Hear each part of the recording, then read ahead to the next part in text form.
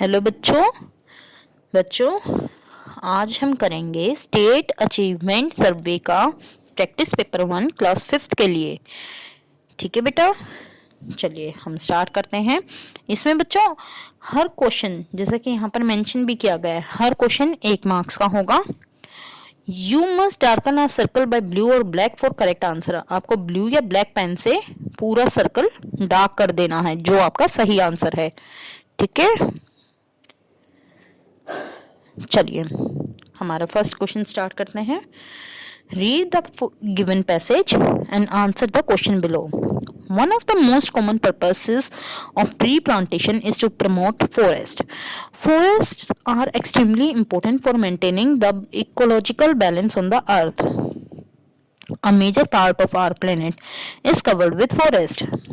Forests are being cut at a rapid pace since the beginning of industrial age. Trees grow naturally, but we have to do our part to compensate the loss due to deforestation. Tree plantation is done for this purpose. Forests can be grown faster with the help of plantation. तो बेटा इस chapter में, इस passage में हमें tree plantation के बारे में बताया गया है, उसकी इम्पोर्टेंस बताई गई है। ठीक है, चलिए अब हम क्वेश्चन आंसर करते हैं इसके। Choose the correct option to answer the following questions. What is the main reason for deforestation. ऊपर दिए गए पैराग्राफ में से आप पढ़ के ये बताइए मुझे कि मेन रीजन डिफोरेस्टेशन का क्या है। डिफोरेस्टेशन मतलब वनों की कटाई। वनों की कटाई का मेन रीजन क्या है, तो बताइए। Industrial age, more rain, to escape from cold, none of above. Industrial age means जब से इंडस्ट्रीज ज़्यादा से ज़्यादा हमारे देश में लगनी शुरू हुई हैं, तो मेन क्या होगा, इंडस्ट्रियल एज। जब से इंडस्ट्रीज को इम्पोर्टेंस मिली है तब से डिफोरेस्टेशन बढ़ गया है। Question 2, dash is the antonym of rapid. Antonym का मतलब क्या होता है बच्चों, इसका अपोजिट वर्ड। ठीक है, रैपिड का अपोजिट वर्ड आपको यहाँ बताना है। तो रैपिड का मतलब क्या होता है, बहुत तेजी से। तो इसका अपोजिट क्या होगा, स्लो। ठीक है बच्चों, अगला question, what is meant by tree plantation. Tree plantation से क्या मतलब है, planting a tree, cutting a tree, burning a tree और none of these। इसका आंसर होगा planting a tree। ठीक है, चलिए अब हम अगला क्वेश्चन देखते हैं। Which of the following is not connected with the word earth। अर्थ से कौन सा इसमें कनेक्टेड नहीं है, वर्ड बिल्कुल डिफरेंट है। तो बताइए, ट्रीज जो हैं अर्थ से कनेक्टेड है, रिवर, माउंटेन्स, एस्ट्रॉइड, क्या ये अर्थ से कनेक्टेड है, जी नहीं। तो हमारा आंसर होगा option 4। Question 5, what are the harms due to excessive deforestation. ज्यादा पेड़ों की कटाई से क्या हार्म हो सकता है। Air pollution occurs, it rains less, both A and B are correct, only A is correct. तो बताइए इसमें सही आंसर क्या होगा, ये दोनों सही हैं, यानी both A and B are correct. चलिए अब हम अगले पैसेज की तरफ बढ़ते हैं। Read the story given below and answer the questions. 6 to 10 जो क्वेश्चन दिए गए हैं नीचे, उसके आंसर आपको ये स्टोरी पढ़ने के बाद मिलेगी। It was evening time. After the storm and heavy rain stopped, Manish walked towards the house with rapid step. मतलब ये शाम के टाइम की बात है। जैसे ही आंधी और तूफान और बहुत तेज बारिश थोड़ा बंद हुई तो मनीष घर की तरफ तेजी से चलने लगा। रैपिड स्टेप मतलब तेज कदमों से। When he reached the road near the house, he saw that a tree had been broken due to the storm and fell on the road. जब वो रोड पे पहुंचा, घर के पास पहुंचा, तो उसने देखा कि एक जो पेड़ है वो टूटा हुआ था और सड़क पर गिरा हुआ था। और वो पेड़ कैसे टूट गया था? आंधी तूफान की वजह से। He took a look at a broken tree and headed towards the house. उसने एक नजर डाली उस टूटे हुए पेड़ पर और अपने घर की तरफ चल दिया। After coming home, having washed my hand and face and had eaten dinner, the electricity went out. जब वो घर गया तो उसने हाथ धोए, हाथ मुंह धोकर खाना खाया, तभी इलेक्ट्रिसिटी वेंट आउट मतलब लाइट जो है चली गई थी। There was darkness all around, हर तरफ अंधेरा था। मनीष लिट द लालटेन, उसने लालटेन जलाई। Suddenly he realized that accident could happen due to the darkness from a fallen tree on the road. तभी उसे एकदम से याद आया कि जो पेड़ वहां सड़क पर गिरा हुआ था और अंधेरा भी है, इस वजह से कोई ना कोई एक्सीडेंट वहां हो सकता है। Thinking about something, he took the lantern and reached near the broken tree and hung the lantern on the broken tree. उसने लालटेन उठाई और उस टूटे हुए ट्री के पास जाके रुक गया और वहां पर वो जो टूटे हुए ट्री पे थी लालटेन लटका दी। Now in the light of lantern, the broken tree started to be seen. There was satisfaction on the Manish face. तो थोड़ी सी रोशनी हो गई थी, तो वो जो गिरा हुआ टूटा हुआ पेड़ था वो अब साफ दिख रहा था। तो मनीष के चेहरे पर सेटिस्फेक्शन यानी संतुष्टि का भाव था। अब how was the weather? It was sunny, it was raining and raining heavily, it was snowing, none of above. तो कैसा था? It was raining and raining heavily, यानी option 2। What was the reason of breaking of the tree? Was broken by storm? Was broken by the people? Was broken by the elephant? None of above. वो आंधी में टूट गया था, लोगों ने तोड़ दिया था, या किसी हाथी ने तोड़ा था, या ऊपर में से कोई भी इसका आंसर नहीं है। तो सही आंसर क्या था? Was broken by the storm. आंधी की वजह से वो टूट गया था।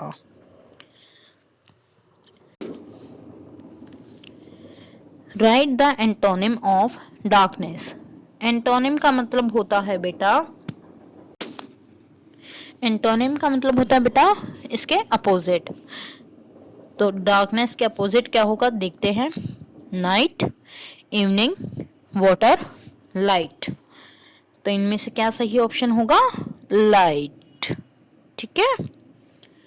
Y did Manish hang the lantern on the broken tree? Manish ने लालटेन को टूटे हुए पेड़ पे क्यों टांग दिया था? To avoid accident, it was Diwali, to read, to play. तो सही आंसर क्या है? To avoid accident.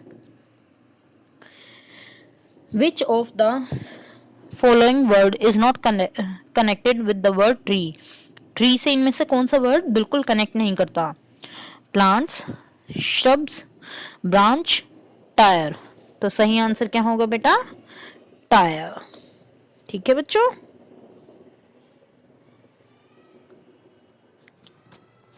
अब हमारा नेक्स्ट क्वेश्चन देखिए। Look at the given figure carefully and answer the question.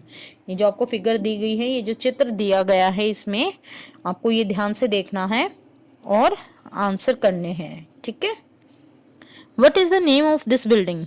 इस बिल्डिंग का नाम क्या है? हवा महल, ताजमहल, जल महल और व्हाइट महल। तो इस बिल्डिंग का नाम है Taj Mahal. How many towers are visible around the Taj Mahal? तो कितने टावर हैं ताजमहल के आसपास? ये देखिए 1 2 3 4। तो सही आंसर क्या होगा? 4। The Taj Mahal is a very beautiful building. What is the word beautiful in this sentence? Taj Mahal बहुत सुंदर बिल्डिंग है। तो इसमें जो शब्द ब्यूटीफुल यूज किया गया है वो क्या है? क्या वो नाउन है, प्रोनाउन है, एडजेक्टिव है और वर्ब है? बताइए। वो एक एडजेक्टिव है। एडजेक्टिव क्या है? जो किसी भी नाउन और प्रोनाउन की विशेषता बताए, आपको उसकी क्वालिटी बताए कि वो कैसा है। ठीक है, चलिए question number 14, what is the colour of the stone of this building? इस बिल्डिंग का कलर क्या है? White, black, green, blue. तो सही आंसर क्या होगा? White. Mahal is a noun, verb, adjective, pronoun. तो महल क्या होगा? नाउन होगा। नाउन क्या होता है? Name of place, animal, thing और अ पर्सन। तो महल एक, चलिए अब हम नेक्स्ट करते हैं एनवायरमेंटल स्टडीज। अब हमारा सब्जेक्ट शुरू होता है question number 16 to 30 environmental studies. While playing, Meena lost suddenly. Her parent took help of the police. They took help of police dog. They gave the frock of Meenam to the dog and let him run. उन्होंने, अच्छा इसमें story क्या है आप देखिए। मीनम जो है खेलते खेलते कहीं गुम हो गई, तो उसके पेरेंट्स ने पुलिस की हेल्प ली और पुलिस ने जो है डॉग की हेल्प ली। पुलिस डॉग जो होते हैं ना, उन्होंने उसकी हेल्प ली। तो अब पुलिस ने क्या किया?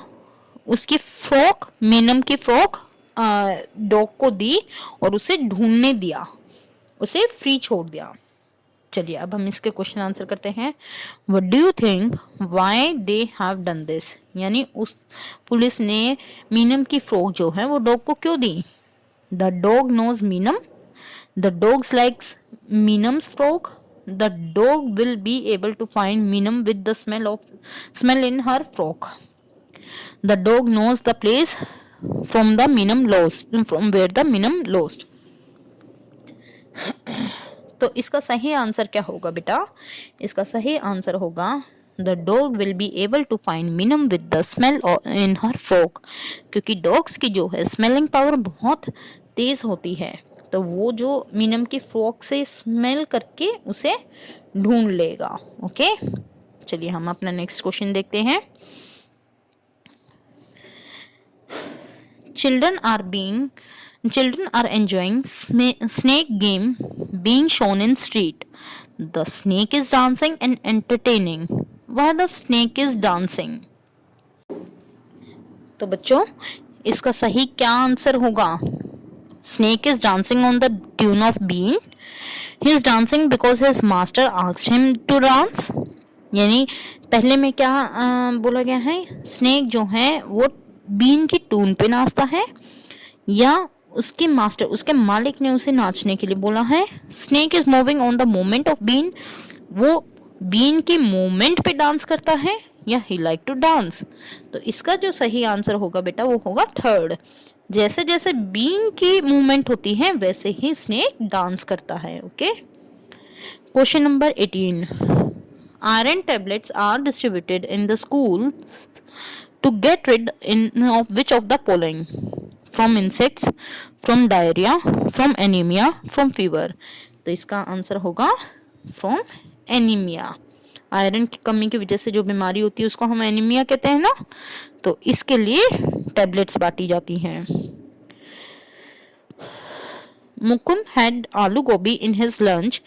His eyes started watering while eating. Why should it happen?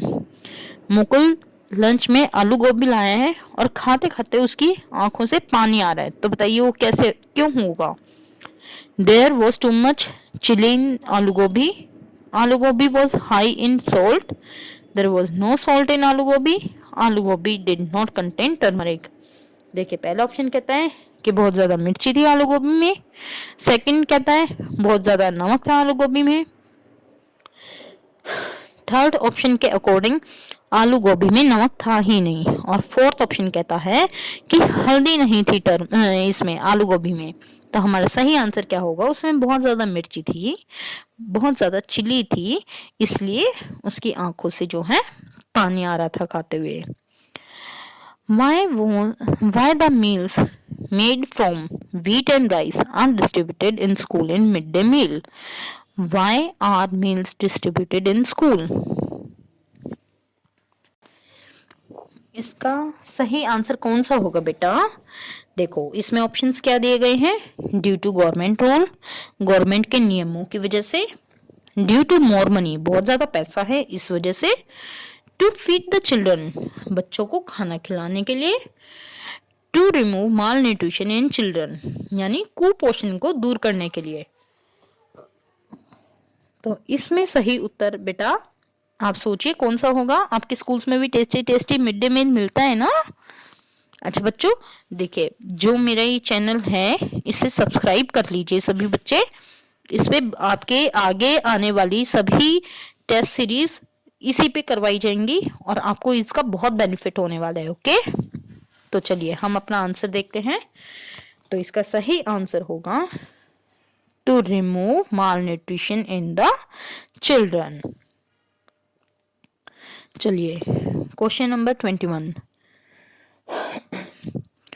Kulvinder has got a very severe cold. He drank the syrup for the cure of cold. He found its taste strange and vomited. Why would this happen? उसने कुलविंदर को जो है बहुत तेज cold था, खांसी थी, उसने पीने की दवा ली और बहुत ही अजीब सा टेस्ट था उसका, और उसे पीते ही वॉमिटिंग हो गई, उल्टियां हो गई। तो ऐसा क्यों हुआ होगा? तो बेटा इसका ऑप्शन देखते हैं हम। Syrup is out of use date, the syrup is bitter, syrup smells bad, Kulvinder has an upset stomach. तो ऐसा बेटा इसलिए हुआ होगा, जो सिरप है उसकी जो है यूज करने की डेट यानी एक्सपायरी डेट हम जिसे बोलते हैं उसकी वजह से। ठीक है बच्चों, तो इसमें हमारा ऑप्शन नंबर 1 होगा आंसर। तो चलिए अब हम नेक्स्ट क्वेश्चन देखते हैं। Deepak asks today to sprout the washed moong dal, but even after 2 days the lentils did not sprout. मतलब दीपक ने मूंग धुली दाल को अंकुरित किया, लेकिन 2 दिन बाद भी दाल अंकुरित नहीं हुई, ऐसा क्यों हुआ? The pulses were in abundance, यानी बहुत ज्यादा थी वो दाल।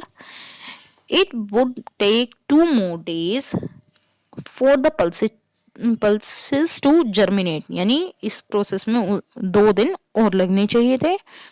Only whole lentils sprout, moong dal does not sprout. तो बताइए इसका सही आंसर क्या होगा? बेटा इसका सही आंसर होगा थर्ड, क्योंकि कभी भी धुली हुई टूटी हुई दाल जो है अंकुरित नहीं होगी। Question number 4, what does this picture shows? ये पिक्चर क्या दर्शाती है, आपको क्या समझ में आता है आपको इससे? देखिए ये पिक्चर देख रहे हो आप अपनी स्क्रीन पे। First, plant need water, water should flow, we should drink water, we should not take bath with water. तो इसका सही आंसर होगा प्लांट नीड वाटर। ठीक है, चलिए बच्चों, in a drinking camp everyone was served hot chocolate milk. Why would this have been done? एक drinking camp जो है, एक ड्रिंकिंग कैंप जब ऑर्गेनाइज किया गया तो सबको वहां हॉट चॉकलेट मिल्क दिया गया। तो क्यों दिया गया? देखिए, to remove the cold, to fill the stomach, to cross the river, to quench the thirst. Quench means प्यास बुझाना, क्वेंच द थर्स्ट मीन्स प्यास बुझाना। ठीक है, तो इसका सही आंसर होगा टू रिमूव द कोल्ड। चलिए अब हम चलते हैं अपने नेक्स्ट क्वेश्चन की तरफ। What was the thing in the east direction from where Fatima is standing. Fatima जहां खड़ी है वहां से पूर्व दिशा की तरफ क्या दिखाई दे रहा है? तो बताइए क्या दिखाई दे रहा है जहां फातिमा खड़ी है उसके पूर्व दिशा में? ये देखिए पूर्व दिशा कौन सी होगी जहां फातिमा खड़ी है? ये उसको क्या दिखाई दे रहा होगा? सन एंड द माउंटेन्स। तो इसका सही आंसर होगा सन एंड माउंटेन्स। चलिए अब हम नेक्स्ट क्वेश्चन देखते हैं। To wash hand and mouth in space hold the float and wet cloth why so. इसका सही आंसर होगा because everything floats in space. Question number 27 oil reserves are limited save it for your kids why is this slogan called oil reserve limited. इस प्रश्न का उत्तर समझ लीजिए पहले। तेल का भंडार सीमित है, इसे अपने बच्चों के लिए बचाएं। इसमें तेल के भंडार को सीमित क्यों कहा गया है? क्योंकि बच्चों तेल जमीन के नीचे बहुत धीरे धीरे बनता है। तो देखिए इसमें पहले तो है ऑप्शन देख लीजिए। The oil was run out, oil builds up under the ground, peak very slowly, the oil is made by machine, all the oil is use now. तो इसका सही आंसर क्या होगा? जैसे कि मैंने आपको बताया कि वो जमीन के नीचे बहुत धीरे धीरे बनता है, बहुत स्लो प्रोसेस होता है वो, है ना।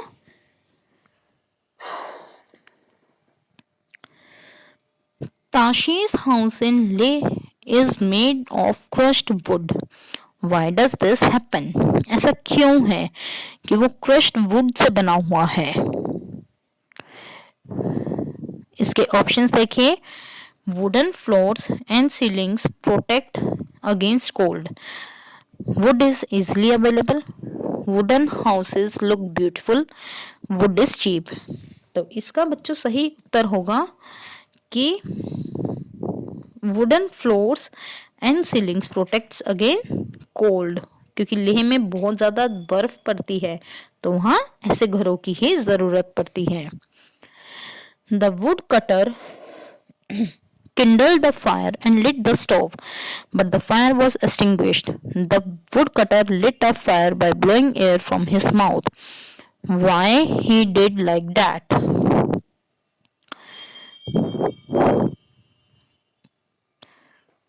There was fire in his mouth, there was air in his mouth, the moisture of air extinguishes the